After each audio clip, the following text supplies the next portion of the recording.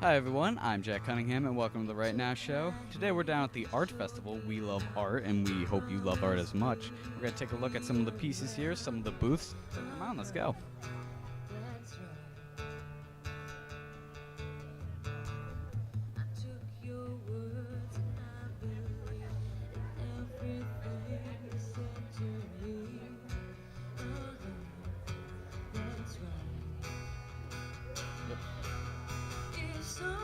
All right, I'm here with Bill and Michelle looking at the fresh cut glass. Bill, tell us about some of your products. So Michelle and I are glass artists. I do blown glass. Michelle does stained glass panels, and we have a lot of joint projects that we do together. So it's we have infusion jars, window panels, ornaments, paperweights.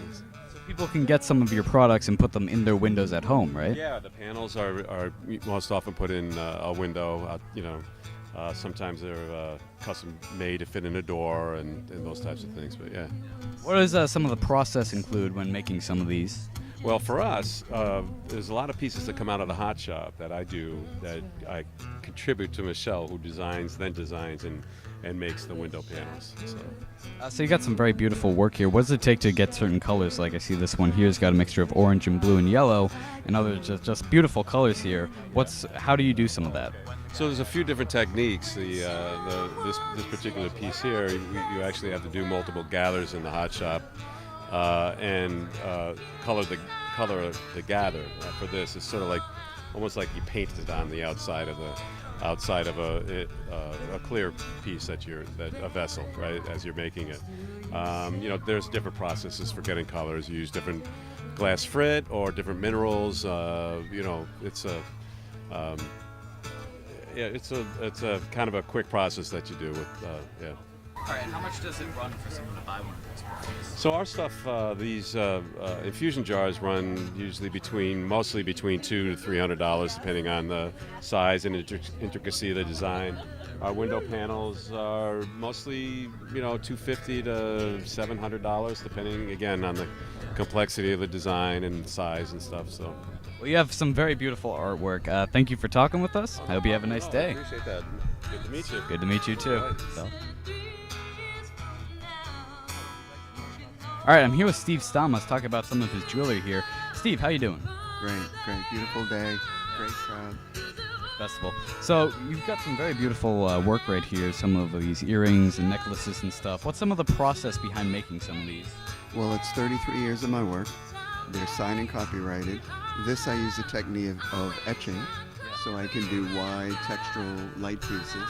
And these lost wax casting, which is like miniature carvings. So I can do different techniques for different effects. So you say you've been doing this for 33 Yeah. What got you into this business of making this? I was a fine artist before this, and then I just decided it would be a neat way to make a living and still use my talents. So, and women give me money, so that helps. Now, if I want to buy one of these, how much would it run me? Well, $59 to $198 are the average prices. It's from plain to with 14 karat gold filled inlays, sterling, of course, semi-precious stones. So, in that price point. Well, it's very beautiful. Thank you for talking to I us. appreciate it. Thanks for coming by. No Good problem. luck.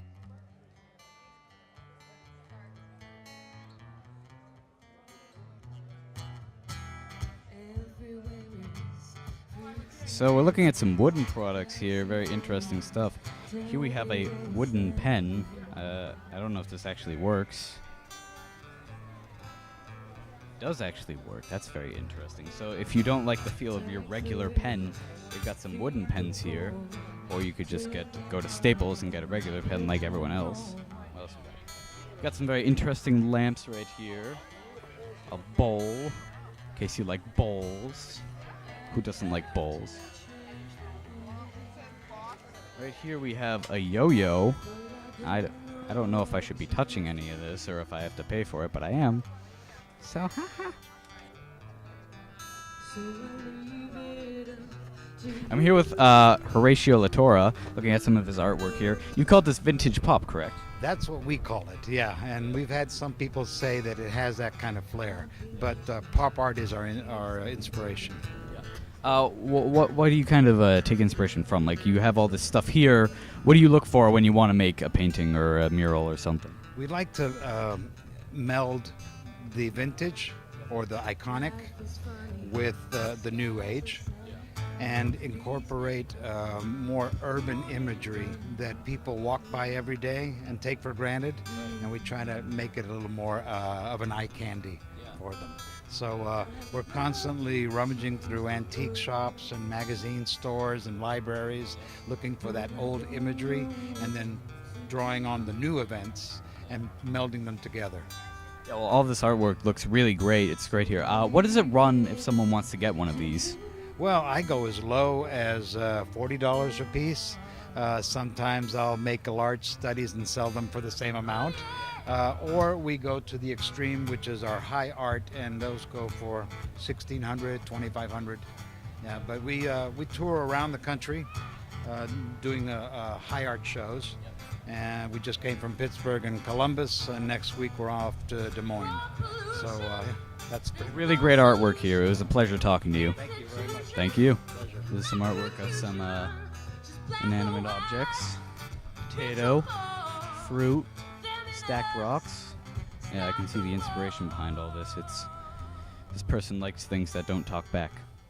All right, I'm here with Sarah Hannon, the executive director. So Sarah, it's a wonderful day so far. Tell us a bit about the art festival and how you set it up and such. We set up on Thursday. We hang all the art in the tent. This year we had an auxiliary tent with a featured photographer, Ron Pownell. And now we're featuring the work of Roz Farbush, who is a beloved artist here in Cohasset and also Hull. And how do people get their art into the festival? What's the process behind that?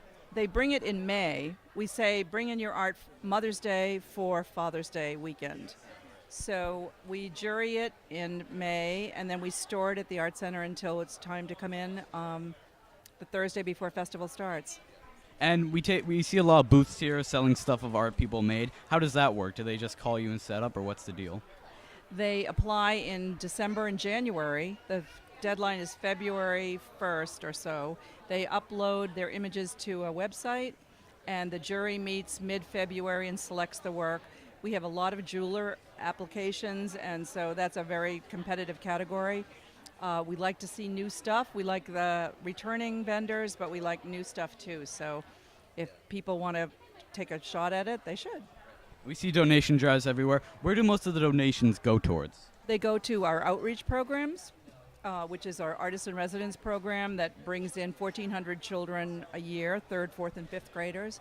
And we also have an Art Star program where we bring in high schoolers to do murals on the back of our building. So we're running out of building a little bit, but we're going to maybe use the front of the building to continue. All right, nice. Is there anything else we should know about the festival? We're very grateful for the weather. That's a big worry in the spring when festival's coming around. But it's just a wonderful community activity where the Congregational Church supplies strawberry shortcakes, and the lobster rolls are not here this year, but next year they'll be back. And of course we have sponsors, Image Resolutions in Norwell and Workin' Gear, and a lot of people who help us fund this event. So we're very grateful for that. Thank you very much, Sarah. We're going to take a look at some art now. Okay. Thank you. Very interesting image right here. We see a very inspirational piece. We've got the mom in the background, the two boys jumping overboard to save their friend here who's bleeding mustard as the shark comes in to Liz Boston is the name of the shark, apparently, and she's swallowing him whole. The dad's like, "Get back in the boat, you silly." And this guy is trying to row, but the shark's in the way, so he has to pause a bit and just look onward. And in the background, we just have a lighthouse. Pretty nice stuff. The artwork here is very, very inspirational. Great strokes and stuff. Very, very nice. It goes for $15,000 or $1,500. A little pricey, but you know, worth it if you like sharks and people going to funerals and mustard.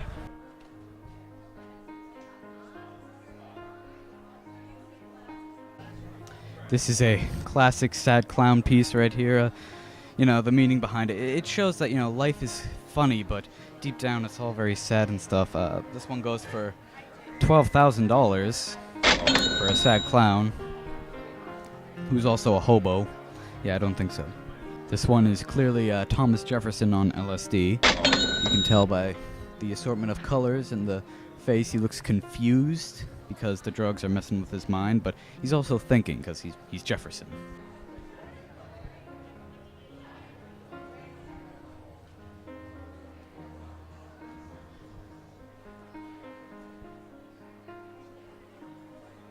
Well, you can't beat this one.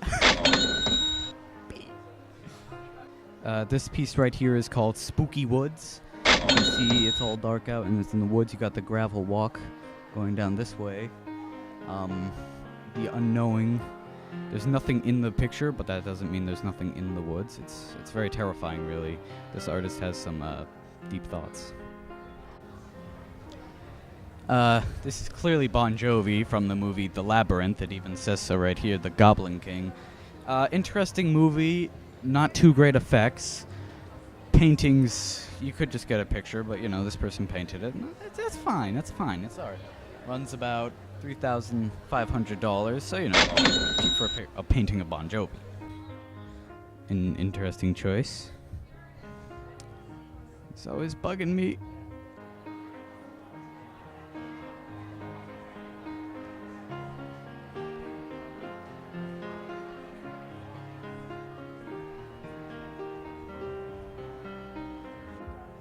All right, I'm here with Owen. He's the second prize winner of his artwork here in the tent for the youths. So, Owen, tell us a bit about your art. This piece specifically? Yes. Okay. It's made out of brown Conti crayon and Sharpie, and it's pretty much just, I don't know, it's a woman's back and a tattoo. Do you have any inspiration for making this art? Like, why'd you want to draw this? Well, I remember I wanted to make a piece for the Blue Ribbon show last year, and I was just kind of like playing around, and I made this piece, and I've liked it since. So. Well, 1 second prize. It's really good. Congrats. Yeah, thank you very much, Owen. All right, well, that was a ton of beautiful art. There's a lot of art here we didn't get to cover just because there's so much. If you have the chance, come next year to the art festival, and it'll be a fun time. And thank you for watching The Right Now Show.